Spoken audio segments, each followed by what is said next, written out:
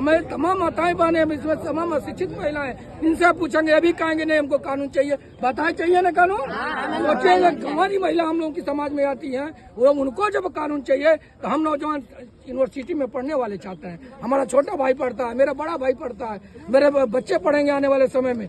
जब जो बच्चे प्रेजेंट है उनको BHU जैसे यूनिवर्सिटी में अब्सेंट दिखाया जाता है, वो बैकवर्ड और दलित का बच्चा है, तो फिर तो हम अपनी मांग रखेंगे। और मैं खुलेआम मांग करता हूँ ऐसे सोच प्रवृत्ति वालों का अध्यापकों के लिए, ऐसे सोच प्रकार के समाज के लिए ये 2026 UGC कानून अति आवश्यक है।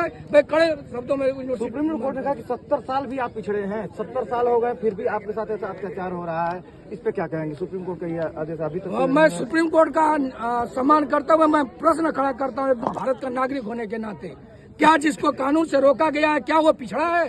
किस आधार पर सुप्रीम कोर्ट ने सरकार ने आरक्षण दिया? कौन सा मानक था? मेरे देश में दो व्यवस्था है, एक लोगों को आर्थिक आधार पर आरक्षण मिलता है और हमको सामाजिक आरक्षण मिलता है। हमको भी उसे आधार पर आरक्षण मिलना चाहिए। जैसे 10% आरक्षण मिला, मैं विरोध नहीं करता हूँ 10% का, लेकिन उसमें हमारा भी आर्थिक आधार हमारा पैमाना पड़ेगा। जब आर्थिक आएंगे, जमीन मेरे पास थी नहीं, किसी तरह की जमीन वापस नहीं दिया, हम लोग 4 भाई उसी में बसते हैं। तो जो लिया 90% हिस्सा, जिसको चाहिए 10% वो लेगा 90%, और जो 90% वो लेगा 10%। ये न्याय व्यवस्था नहीं। मैं भी सुप्रीम कोर्ट से मांग करता बिल हूं। तो संसद में पारित करवा लेंगे आप जी, लेकिन न्याय व्यवस्था मीडिया हाउसेज में 80% का कब्जा लागू कैसे करवाएंगे?